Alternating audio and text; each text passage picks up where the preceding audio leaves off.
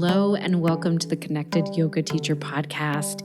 It's 2024 and I feel like I have 2024 unread emails in my inbox, and I know I'm not the only one. A lot of us have email inboxes that are overflowing. So you might be thinking, is email marketing dead? Or is it a tool that can help my yoga business? Meg Sangimino is an expert in the field of email marketing, and she's going to help us understand how to leverage email marketing to build and grow our yoga business. Before I get into things further, in case you are new to the podcast, let me introduce myself and why this podcast even exists. I'm your host, Shannon Crow. My pronouns are she, her, hers, and this podcast is being recorded on the traditional territory of the Anishinaabe people, who were here on Turtle Island long before my settler ancestors arrived. It's important for me to continue to learn as a way to stay connected to the earth. This month, we celebrate Earth Day. I hope that every day we're kind of finding a way to connect to the earth. And part of that for me is to also connect to the people who have been caring for this land for generations, to find out about the plants and creatures and rocks that are here on this earth with us, and to really study with a curiosity instead of a way of trying to control nature. I've also been getting really curious about learning about my ancestors who had some really fascinating earth-based practices and beliefs. I'm a Canadian yoga teacher, a mom of 3, an entrepreneur, and a forever student who loves to ask questions. When I was younger, maybe I got told that I asked too many questions, but that is why podcasting is a good fit now. I love that we get to hang out and learn together. This podcast was made for you, the yoga teacher, because I understand how it feels to get out into the real world as a yoga teacher, to leave your yoga teacher training and to feel like, oh my gosh, now what? One of the main questions when I help to co-teach a 200-hour yoga teacher training, one of the main questions that was asked in the business practices session, which was really short, by the way, out of 200 hours, I think there was an hour or two. One of the main questions was, okay, now how do I build an email list? What software should I use? How should I get these emails out? What do I say in these emails? And that is why we have today's episode here for you. If you are a returning listener, or if you shared the podcast in any way, thank you so much for hanging out. Thank you so much for supporting us. Today's episode is powered by OfferingTree. I use and love this software in my own business because it automates everything.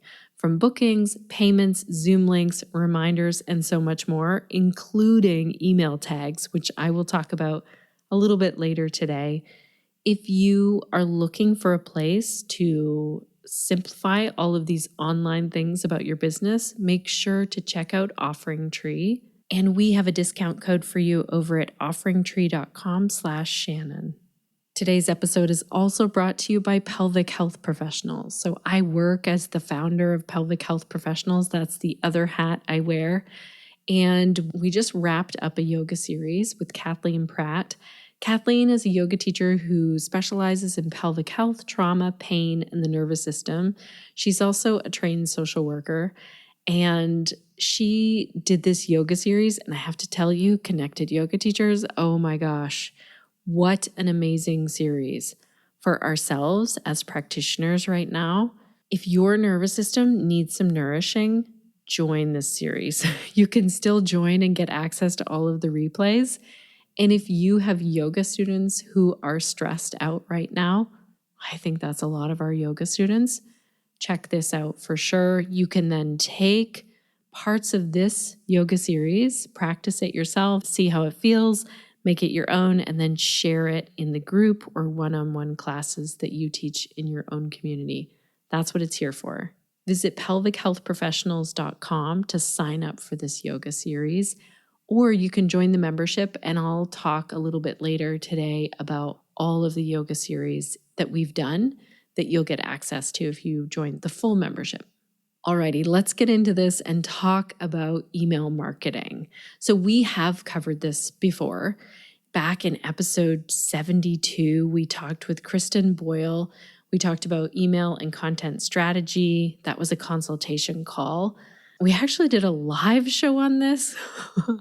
I cringe on this. Oh my gosh, I wonder what it's like. This is how the podcast started. Episode 9 of our live show, which is all video, I talked about creating and growing your yoga student email list. I wonder if anyone goes to watch this if you tell me how applicable it is to now. In episode 139, we also had Tarzan K on the podcast talking about growing your yoga business via email. And then Jessica Stansberry talked to us in episode 176, email marketing strategy. Now, these were a while back, especially the video that I'm cringing at right now. And things have definitely changed, especially in the last few years. So the big question is email marketing dead? Is it still relevant? Should we throw it out the window and just get on social media? Or how do we leverage it right now to reach our students when we know that their email inboxes are overcrowded? And that is why I'm so excited to share Meg's perspective with you about this topic. I also want to say before we get into this, I've shared this before on the podcast. I did my own sort of trial with an offering that I had where I shared it in email and also shared it on social media. And it was 20-1, the ratio of signups. So 20 people through email signed up per every one person on social media when I was comparing those audiences. And my social media audience in the Connected Yoga Teacher group at the time was like tens of thousands of people, way larger than my email list. So yes, email is still very relevant. This is why I wanted Meg to come and talk with us about this. So if you don't know Meg, Meg Sangimino is a yoga teacher and business expert. Her expertise is in helping wellness professionals implement sustainable business strategies. With a background in project engineering and a passion for wellness, Meg is your go-to for implementing essential and efficient systems that underlie a business that nourishes, supports, and fulfills the lifestyle that you want without spinning your wheels on social media or having constant technology headaches. So in this episode, we talk about, how do we start this email list? Is this still relevant? What if people are feeling like their inbox is very, very full? I love how Meg and I start out talking about, what if sending out emails or marketing feels uncomfortable to us as yoga teachers, which it does for a lot of us. We talk about how, the old way of saying, sign up for my newsletter, that doesn't work anymore. And we also really get into the nitty-gritty of freebies or those lead magnets or the things that, used to be the PDFs, which are not really working right now the same way that they used to. How to create an offering to build your email list. And what do we do if it completely flops and no one signs up? Not to worry, we all have that happen. I learned a lot from Meg. I cannot wait to share this conversation with you. And I know that email marketing has been really effective in my yoga business, and I know that it is going to help you. So let's dive in and meet Meg.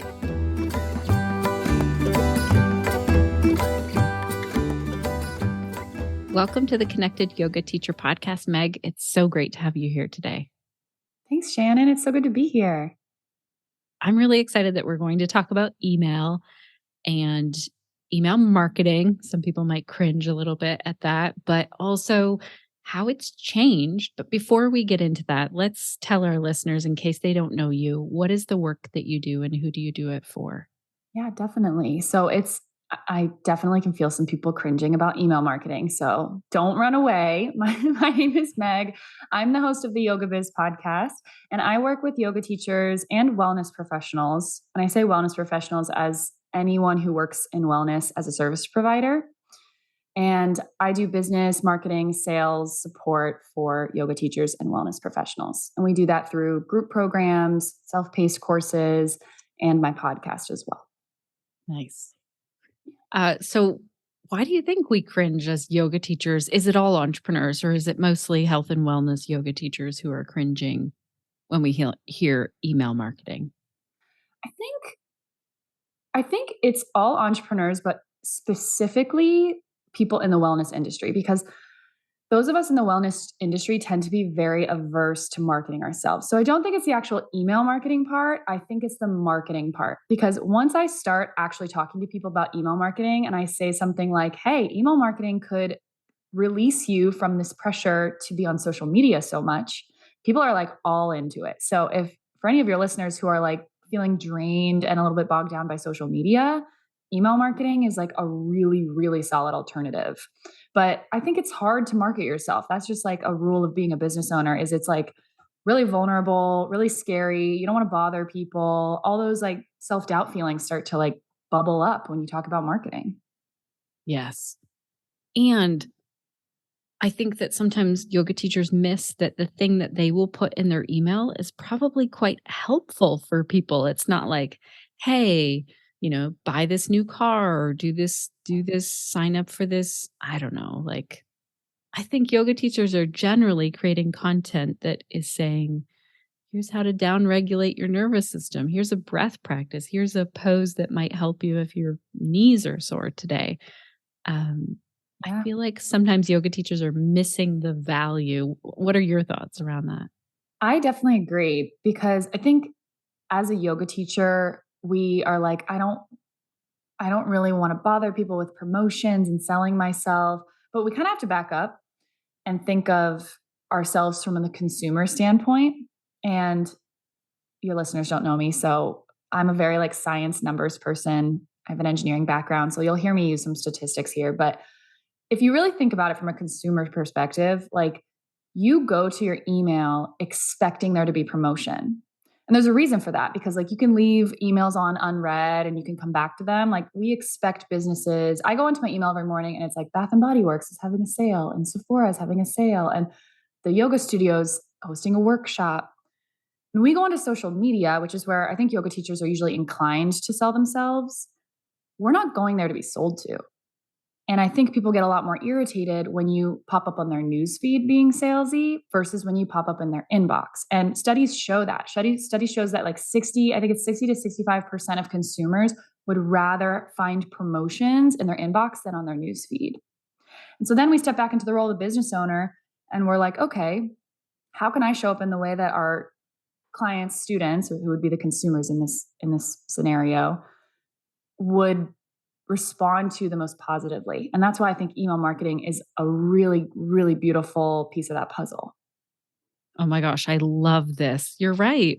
I don't get annoyed when I have signed up for a newsletter and they tell me about a sale or some new offering or like you said, like a yoga, oh, there's a workshop happening. I'm totally fine with it in my inbox. On social media, I want to be more entertained. Exactly. And you even mentioned before we hit record, you were like, I'm very picky with who I give my email to. And if you're really picky with who you give your email to, you might be inclined to be like, okay, well, is email marketing dying? Is it like a dying marketing strategy? But it's not. The fact that people are picky with who they give their email to is why email marketing is so effective. So like if someone sees like a pretty picture that I posted on Instagram or it's 2023, so a beautiful reel that I posted on Instagram, they might follow me just because like that was entertaining, like you said. But when they're going to join my email list, which we can talk about in a second, how to grow your email list, they're thinking really critically about like, is this a person that I want to be receiving updates from, receiving promotions from? And if they decide yes, they're a much warmer lead than someone who just randomly followed you on Instagram or joined your Facebook group, right? So it might be a smaller list, but it's a warmer list. They're more likely to sign up for things, to click on things, and to show up to things. So it's quality over quantity. Not that we're like assessing the quality of people, but when it comes to like lead generation, who's most likely to become a paying client, quality over quantity is like kind of the distinction between email marketing and social media, I think. I totally agree. And I love that you're also into numbers. I did this quick trial run in my own business.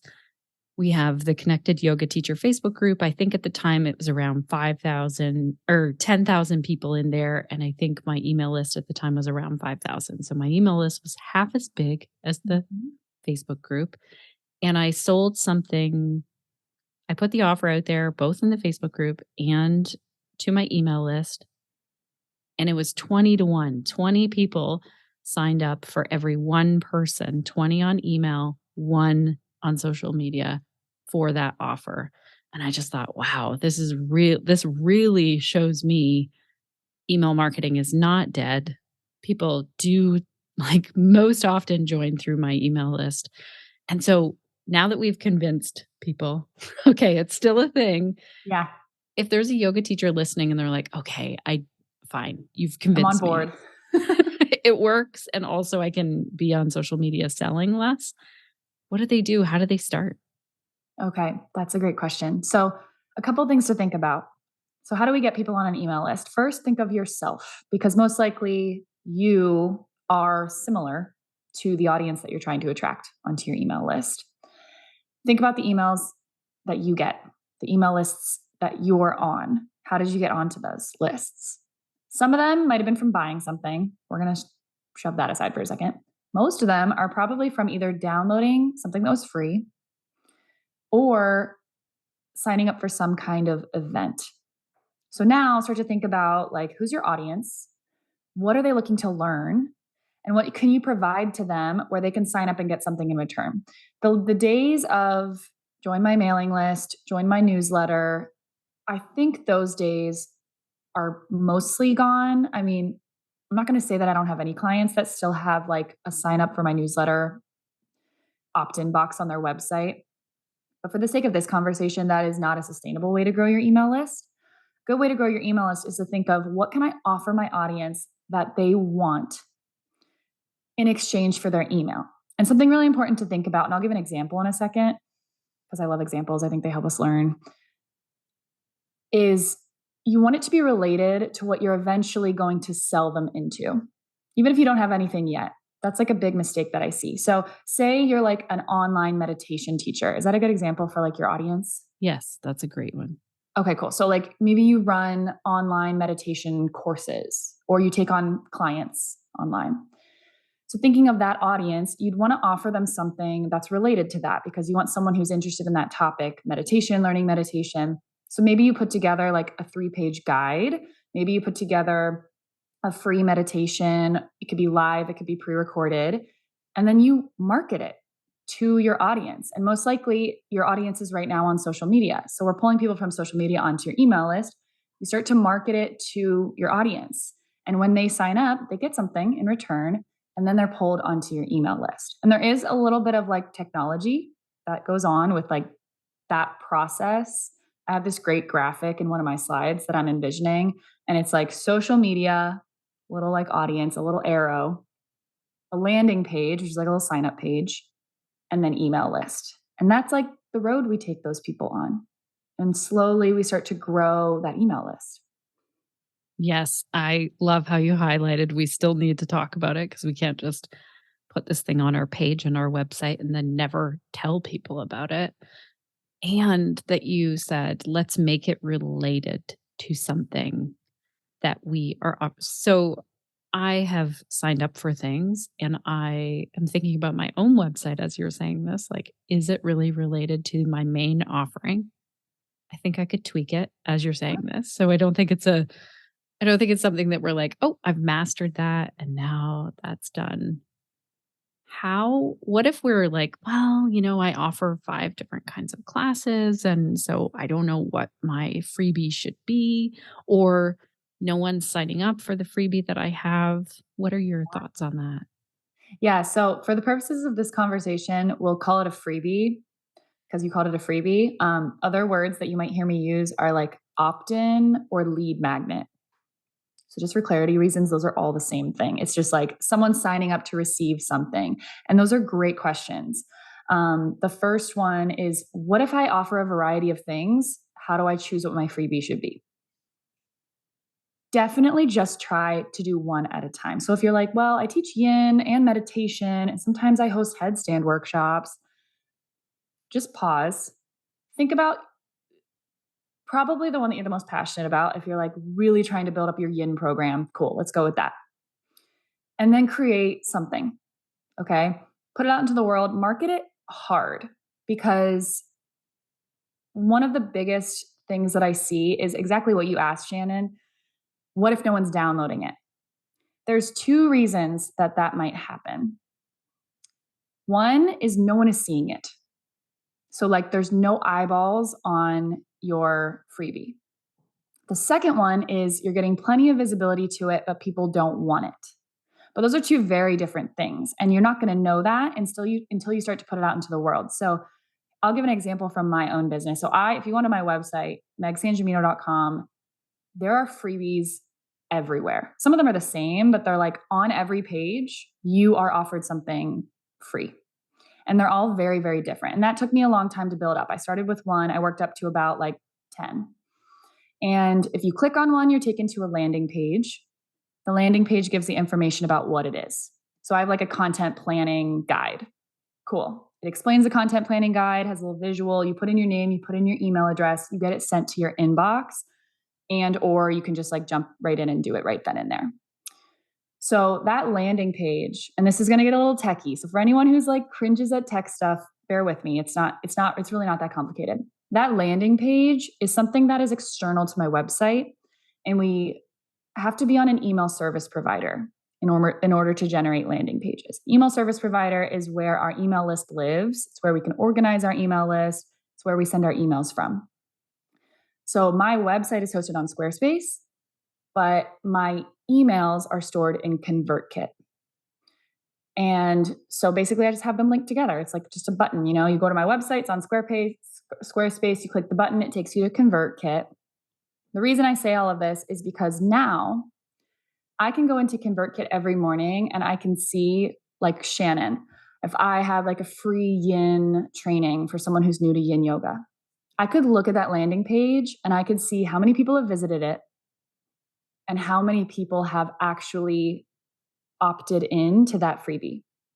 So if you are getting hundreds of people looking at it and no one signing up, we need to tweak something. Like, it's either no one wants it, it's the landing page might just not be clear or enticing. There's something wrong with the actual freebie.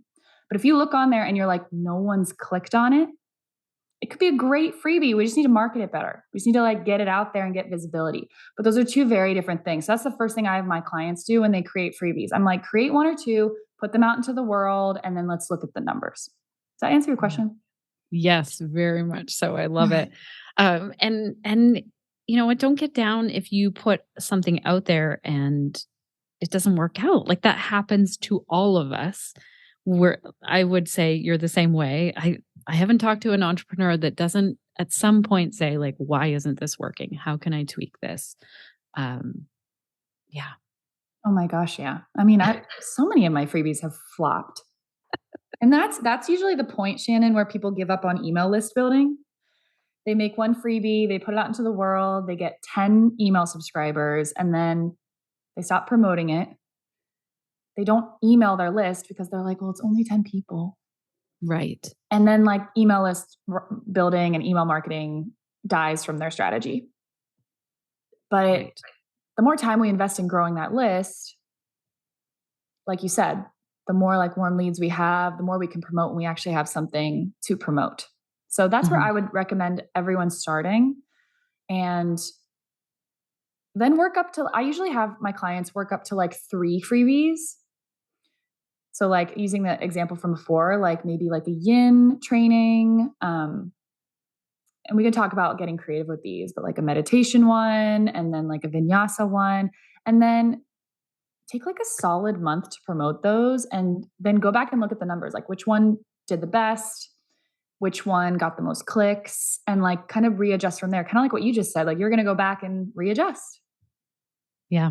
Yeah. I was thinking my freebie is about like reflect and plan because I know I get a lot of questions from yoga teachers. But now I'm thinking maybe it needs to be more connected to pelvic health because that is really a major part of my business. Anyway, I'll think on it. But I just want our listeners to know we're all doing this all the time. Like we look at the number, and unless you have that data, unless you have those numbers, you can't really sit and look at it and take the time to go.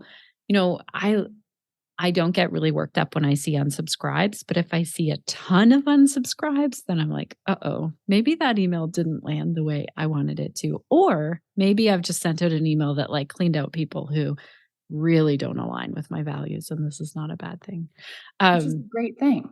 Yeah, it is. It doesn't feel like it at the time when you look and you're like, oh my gosh, unsubscribers are hard, but it really is a good thing. Yeah. Yeah. I think I got a bunch when I called out some diet culture. And then I'm like, okay, like that's some Ooh. people aren't ready to, they aren't on the same page as me. And then I know that the people who are following will same with yoga. So I want to highlight this. I was talking to a yoga teacher yesterday and she was saying that she was getting inundated with some emails and that wasn't feeling great. And I said to her, look, your emails out to people. I know her as a yoga teacher. She has some amazing wisdom to share. People are going to want the thing that she has. What do you say to yoga teachers when they say that, when they feel like, oh, I don't want 10 emails about buying these socks. So I unsubscribe. And so that's what people are going to feel like when they get my emails. Yeah. I think this is like a very good question, and it relates to a lot of elements of entrepreneurship where we first have to like be the consumer that we want to attract. We want to be the student that we want to come to our class. And that starts with being disciplined in terms of like, I have my clients go through and unfollow and mute people on social media that make them feel terrible. Because if you go onto social media and you feel discouraged and bogged down, and oh my gosh, these people are so annoying, I don't want to be annoying, you're going to create from that same space. And it's the same with email. Go through and unsubscribe. It doesn't mean that you hate that person. Like, I know I have a lot of clients who are like, I don't want to unsubscribe because it's my friend, but they're like spamming me with like promotion for something that I'm really not interested in. Yes. Unsubscribe. And then you'll come into it with more clarity. Yeah. Like you'll send and create emails and social media content from like a more confident space. Because there's nothing like less discouraging than waking up, having a gazillion emails, and then having to sit down and write one. Yes. It's Oh, yeah. discouraging. I would say write it before you look at your emails. And okay, before we get into like what to put in the email, because I'm curious I have a question around that. So remind me if I forget. I want to find out from you, what do you think is working in the yoga space right now? What are some freebies that you see that are working? And in that, I mean, do you see some trends in terms of videos, PDFs, audio? Um, Is there anything like that? Or do you think it's when someone really connects with the offering that's there, whether it's video or audio or PDF? Yeah. No, that's a good question. And I do think that has changed over the last couple of years. So it's really important to think about. The first most important thing to think about is your audience. Your audience is going to tell you what kind of freebies they want. So I'm going to start with that because I'm not going to blanket statement say like videos are the best, but I have seen some trends that I'll mention.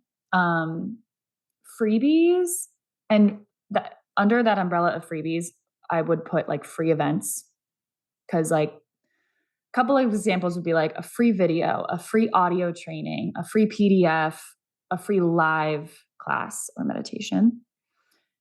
They are great market research. Like when my clients are like, I don't know what my audience wants. I don't know what my audience wants. If you offer them something and they sign up for it, that tells you something about them more than asking them. Trust me, people think they want things and then they don't want things until they actually sign up for it. So the best market research you can do is put out like 5 freebies and see what people download.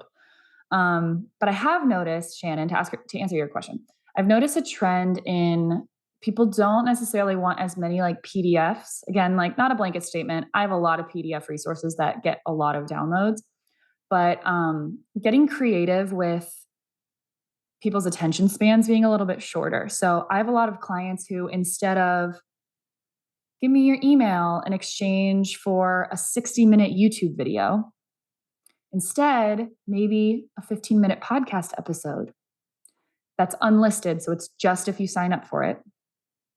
But it's like on mindfulness and meditation, or even a yoga class. You can absolutely teach like a short yoga class in like an audio clip.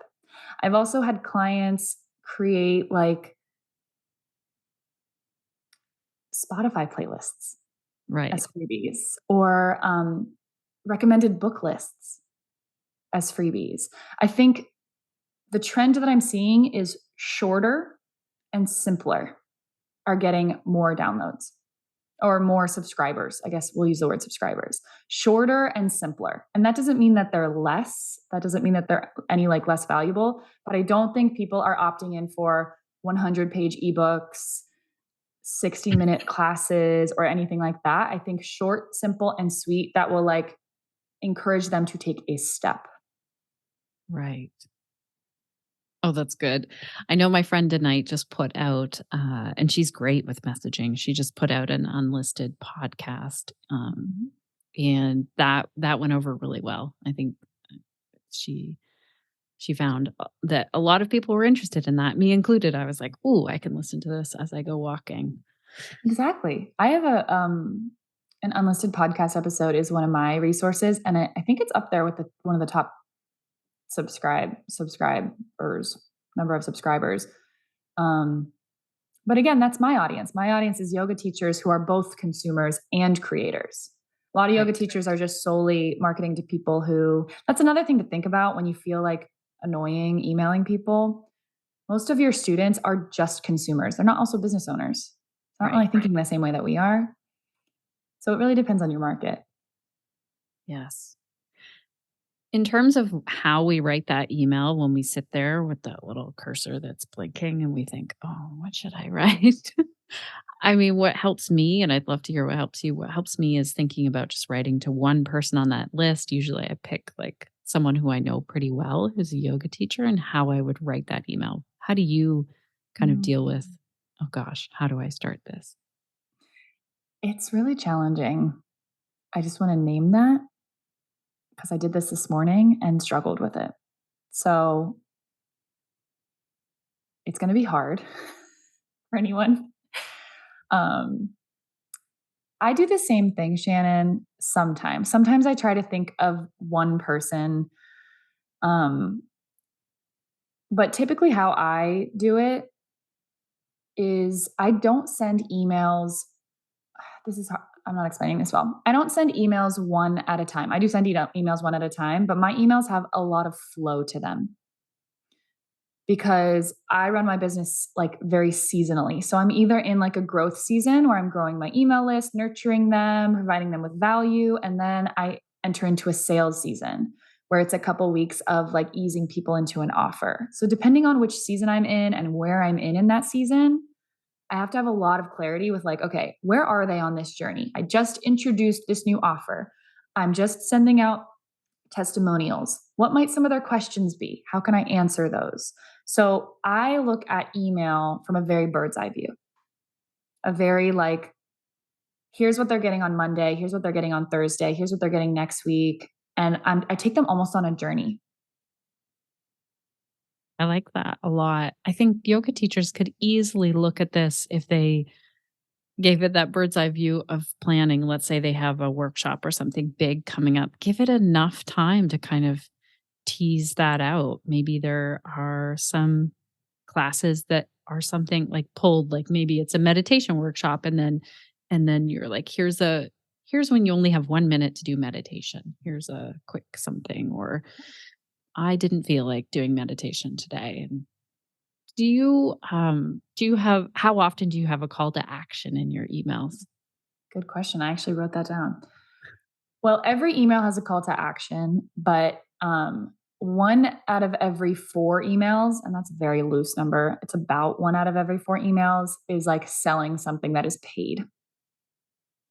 So I sell one out of four times, but I give them a call to action in every single email that I said, whether it's like, there's a new podcast episode or here's a resource. I created it or someone else created it. Trying to think of more call to actions. Join a wait list. That's not paid, but that's like an action step people can take because you want to always give someone a way to go deeper, whether that's with you or not. In my opinion, that's like just the way that I do it. And that's how I usually recommend people doing it. But if you don't have a call to action, still send the email. The email itself is value.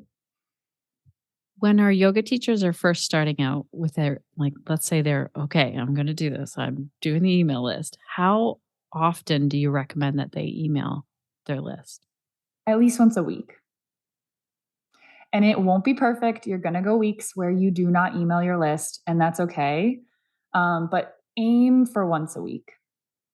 But again, I like to run my business seasonally. So when I'm in a sales season, you're getting about 3 emails from me a week. And that's just to like stay top of mind. That might sound like a lot, and it is a lot. It is a lot because you are filtering out the people. They're unsubscribing if they're like, I'm never going to work with her, so I don't want to be on this email list anymore. That's a good thing. It doesn't mean they hate you. But if you're just starting out, I actually want to tweak my answer. If you are like just starting out, like you're listening to this podcast episode and you're going and creating a ConvertKit account and you're just starting new, aim for 2 emails a month. And then slowly start to work up to once a week, I would say, because like there is a transition period of like finding your email voice, I think. Right. So. I appreciate that you said once a week though, because I know yoga teachers that send an email out once a month, and I don't think it's enough to stay top of mind. And then sometimes I think that can even be more shocking when someone hears from you and they're not used to getting your email. Yeah. Yeah, because I know if I had to guess, Shannon, you have listeners right now who are like, I have an email list. I haven't emailed them in like 6 months. Maybe I'll send out an email and get some sales. People are going to see your name in their inbox and they're not necessarily going to remember who you are when they subscribed. And if that's the case, definitely do it. Send out an email today, but just know that you have to get back into regularly nurturing your list. And I kind of don't like the word nurturing anymore. I think it's overused now, but for lack of a better word, like continuing to support your list, because that's essentially what we're doing. We're showing our students that like we're here for them. We're here and they have a way to reach us. And I think that's a good thing. Yes. Oh my gosh, I love that word support. I think if we looked at words like connect, support, invite, yoga teachers are a little more comfortable with those words. You're right. Yeah.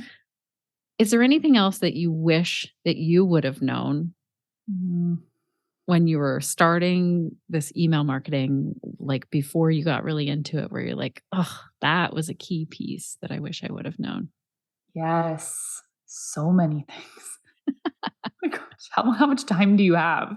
The first one is definitely what I mentioned at the beginning, which is your tool for bringing people onto your email list, whether that's a freebie or something different, should be aligned with what you're going to offer them. Because I made a huge, like, it wasn't a mistake, but I grew a big email list that ended up being a lot of people who were never going to become clients. And we're not doing this just for the sake of numbers. I would rather you have an email list of 200 people really interested in yin yoga to eventually sell into your yin yoga program than anyone and everyone at like a list of like 1,000. So I like to call it like an aligned list. The second thing, oh my gosh, and this gets a little bit more advanced. So if you're just starting out, just know that like this will come. Learning to organize your list well. And so here's what I mean by that. If you're like, Meg, I have all these different students that I want to work with. I don't want to just pigeonhole myself into like yin yoga or something. Cool, that's great. Have a bunch of different freebies, pull people onto your list, and then organize them. Have a list that's like people interested in meditation. Have a list that's like people interested in in-person workshops, stuff like that. And that's another reason being on an email service provider that you really like is important. I don't like MailChimp. So I want to say to your audience, if you're on MailChimp and that's the reason you're afraid of email marketing, I hear you, because I was on MailChimp for a really long time and it was so hard to use that I just never did anything with it. Find an email service provider that you like and then learn how to, we call them tagging. So I have like a bunch of different tags. My email list is separated. So then when you go to like launch that new meditation course, you can segment it out. You can say like, you know what, I'm only going to market to like the people that have downloaded this freebie, have come to meditation related events, and then you're just marketing to those people. It has like been a absolute game changer in my business to be able to do that. Connected yoga teachers, I'm popping in here quick to tell you how OfferingTree is a great all-in-one software option, especially for email marketing, especially if you're just getting started and you want things to be very simple. And if you are like me and you use OfferingTree for your registrations and your online payments and waiver forms and all the things, Zoom links, I'm here to also give you a little reminder to grab those email addresses. So I want to get into both things. So right now, Meg and I, we're just talking about the importance of tags. And OfferingTree has this now built in. They added this feature. I'm so glad that they did. With tags, you can send newsletters and emails just to certain contexts that have a tag or don't have a tag. You can also search and segment your contacts by tag. And I love how in OfferingTree, tags are also automatically created by the system whenever a yoga student registers for an event. So let's say everyone who just registered for our Nourish Your Nervous System yoga series with Kathleen Pratt, they now have a tag in there. If they purchase something or they register for a membership or a package, that's all there as a tag. So at a glance, I can see what yoga sessions someone has registered for, all within OfferingTree. So if you're ready to build your email list and you're thinking, oh gosh, first I need to create a website, don't worry. The simplest way to do that is on OfferingTree. And the email and the website can be all connected. We have a 50% discount link for you because you listen to the podcast. Go to offeringtree.com/Shannon to get that. That's offeringtree.com/Shannon. And if you're like me and you've built things up over the years and maybe you have an existing website already, or you already have an email software that you know and you use, but you also use OfferingTree for their booking and waivers and online payments, this is a big, big reminder to not forget to export those emails and stay in touch with those people. So this is not only a reminder for you, it's also a reminder for me. I know that I need to create a follow-up sequence of emails that will go out to everyone who registered for the Nourish Your Nervous System yoga series, because this is the way that I can stay in touch with these people who just showed up, just did some amazing yoga with us, and already were interested and purchased. And so it's important that we stay connected to these people. I actually just did a re-engagement email sequence to some people that I forgot to email for a while. And those are always a little bit weird and uncomfortable. So it happens to all of us in business at some point, but tags and planning out your emails to people really helps. Speaking of our yoga series, I do want to say one more note here. I loved this yoga series with Kathleen Pratt. And if you are feeling like, okay, I want to do some yoga, I want to inspire my classes or my own personal practice, there are now 5 yoga series within Pelvic Health Professionals, and we plan on doing some more as well. So I first did Yoga for Pelvic Health. That one you can access. Then Shelley Prosco led Balance Flow Yoga. Sarah Garden led Yoga for Endometriosis. Tyla Arneson led Yoga for Cancer. And then our latest one is Nourish Your Nervous System with Kathleen Pratt. So if you want to access all of those, I highly recommend jumping in the membership, and that way you can take them all. Visit pelvichealthprofessionals.com to join. Okay, let's get back into today's episode to talk about email marketing with Meg. So I used to use MailChimp as well when I first started out as a yoga teacher and an entrepreneur, and I switched to ActiveCampaign. It was like, do I choose ConvertKit or ActiveCampaign? And it makes all the difference, like the automations, the tagging, the data and the details. Like I can really see how things are going. So I'll make sure. I don't know if you have a ConvertKit affiliate link, but if you do, send it over to me and I'll throw in mine for the ActiveCampaign if I have one. Maybe I do. Yeah. Mine is just megsangimino.com/ConvertKit. And I'll obviously send that to you as well. But yeah, for me, it was between ConvertKit and Flowdesk. Yes. I know a lot of yoga teachers that like that. Yeah. I want to say, and this makes me feel and sound old, I think Flowdesk launched after I had already started my business and worked with ConvertKit. So I'm actually thinking about maybe doing a trial of it to see if I like it. But the main thing is just to find one that you like. Because especially, I don't think like a lot of yoga teachers aren't super like math oriented. Numbers can be scary. And these platforms make it so much easier to like automate all that stuff. The last thing I want to say about growing your email list, and something I wish I had started doing sooner, is if it feels slow at first. So I assume, let me know, Shannon, if you feel like this sounds like your audience. I have a feeling a couple people are sitting there thinking like, I also don't have a big following on social media. So if I don't have a big following on social media, how am I supposed to grow my email list by just like promoting a freebie to my small following? Collaborations are huge for growing an email list. Like absolutely. If you look at my ConvertKit account, you'll see these giant spikes in subscribers over the last year. And it's all from collaborating. So like collaborating is just bringing two audiences together. So having someone on your podcast, interviewing someone on Instagram, doing something where they're getting in front of your audience, you're getting in front of theirs, but you set it up so that you can offer one of your freebies to their audience. So I just had a client, she runs like hiking and yoga programs, kind of specific, in like Oregon. And she was like, I want to grow my email list with people in this area, but I don't know how because I don't have a big audience on social media. So we had her collaborate with a hiking group.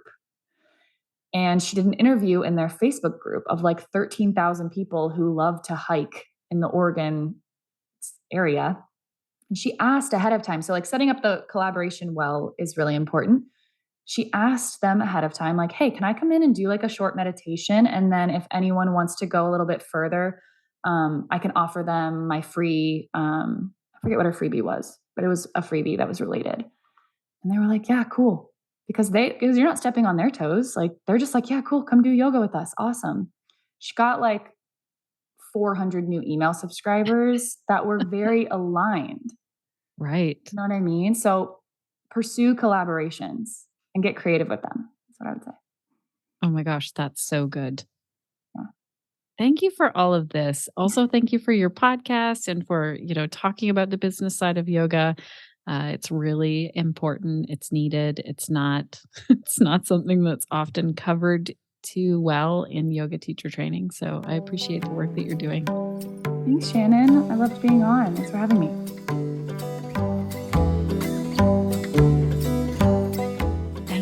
Thank you so much, Meg. I've been holding on to this episode, not releasing it for a while, just because we had been in conversation about, maybe we should offer a little more to yoga teachers around this to help them out. And connected yoga teachers, we never really got to something. So here's a call to action to you. If you feel like there's something else we can help you with, maybe you have more questions about email marketing, Or my thought is maybe we can create some type of accountability and Q&A group. I do not know what that looks like, but if you're interested in any way, make sure you're getting my email and reply to the email that goes out about this. So to sign up for our email and be in that back and forth conversation, go to theconnectedyogateacher.com. On our homepage, you can see where you can sign up for my email.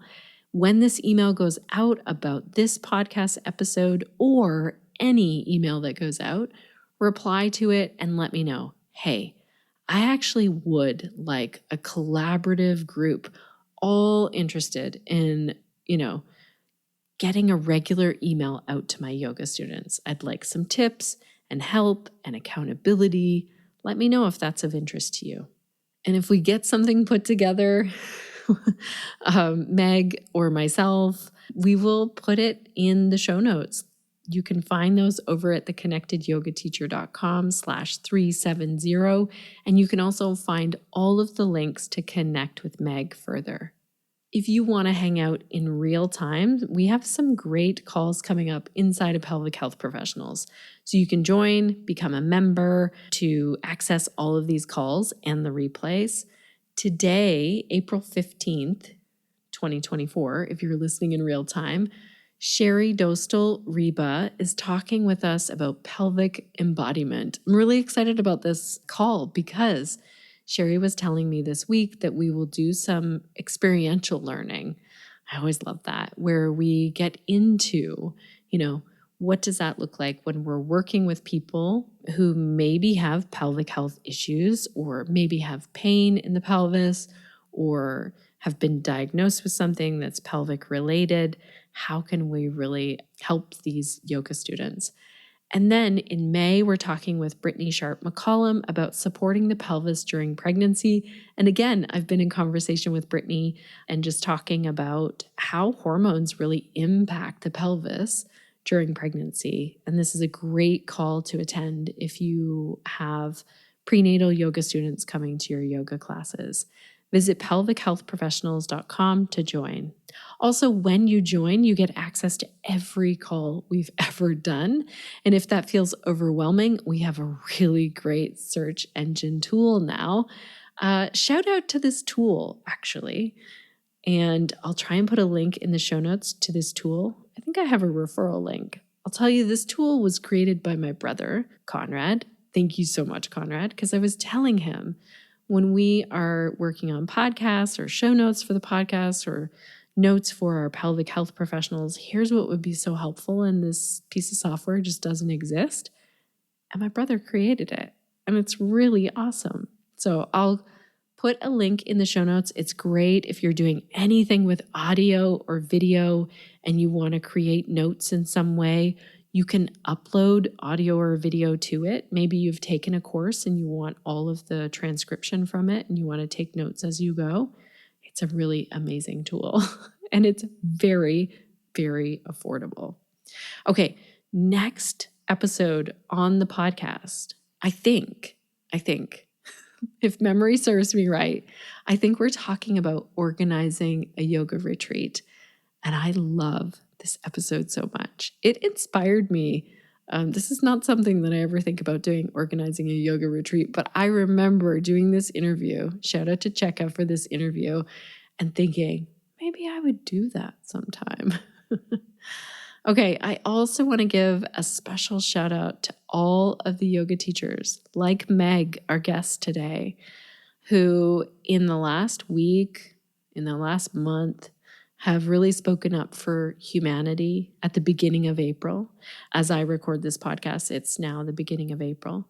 Many of you shared the murder that happened of 7 humanitarian aid workers from the World Central Kitchen. And many also shared the horrific news of what happened at the largest hospital in Gaza, Al-Shifa. And I know it takes a lot of courage to speak up right now. And how that also, this might sound selfish, but this is the reality of it, this pulls away from this limited marketing time that you get in front of people. Like, let's say you post something about this in your Instagram stories or in your email. I want to say that I know you're doing this, and I know that this is what yoga in action looks like. You are speaking up for humanity, and you're also willing to use your platform and speak up. Speak up for the 7 humanitarian aid workers who were from Australia, Poland, the United Kingdom, the US, and Canada, as well as Palestine. That's yoga. Speaking up for the millions of people who are being starved right now in Gaza, and the hundreds of aid workers and healthcare workers who are being targeted. This type of speaking up is yoga. Also speaking up for healthcare workers and patients who rely on hospitals. We know that this isn't okay. It's being called out all over the world, and speaking up about it right now is yoga. And I do want to draw some attention right now to how there seemed to be more outrage this month about the death of these aid workers at the beginning of April from the World Central Kitchen than there was for the over 200 Palestinian aid workers who've been killed. So let's together notice this for a moment and really contemplate that and ask great questions of ourselves and also our leaders. So this is how we can practice yoga off the mat. And if you are a yoga teacher who right now is speaking up for Palestine, I want to make sure that we are connected. I know that you're putting your business on the line by doing so. You're spending marketing time speaking up and taking action. And that was little Blizzard. I don't know if you could hear that noise. That was our foster dog, Blizzard, who maybe is saying it's time to wrap it up here, Shannon. So what I do want to say as I wrap up here is if you share an event or an offering on Instagram or Facebook, please tag me or send it to me so that I can amplify the work that you're doing. We can collectively change the way we take a stand right now. We can speak up for human rights while also practicing and sharing yoga. We can enjoy life in small moments while we also grieve and ask for more freedom and safety for all people. I know we can do this at the same time. So if you are struggling right now and things feel tough, maybe you're struggling to create some content, your, quote unquote, usual content, while we're all witnessing this harm to Palestinians and their land, go back and have a listen to episode 369 with Billy Smith. They wrote an amazing email about this exact feeling, and then they created a podcast about it, and we are so grateful that then they gave us permission to share that on our podcast in episode 369. I want to say a huge thank you to our amazing team over here, Suzanne, Cringe, and Sinead, for doing such amazing work in this world, for speaking up for the earth, for humans, for animals, for so many great causes. And I also want to thank you, dear listener, for being here right until the end. You decided to show up and listen to how you could improve your email, and you're here as I'm digging into some, things that were tough for us this month as a global community. And that means a lot. You make this podcast possible. And I want to leave you with a question, as usual. What will you be doing this week to stay connected to yourself, your yoga practice, and to your community so that you can share the yoga that lights you up?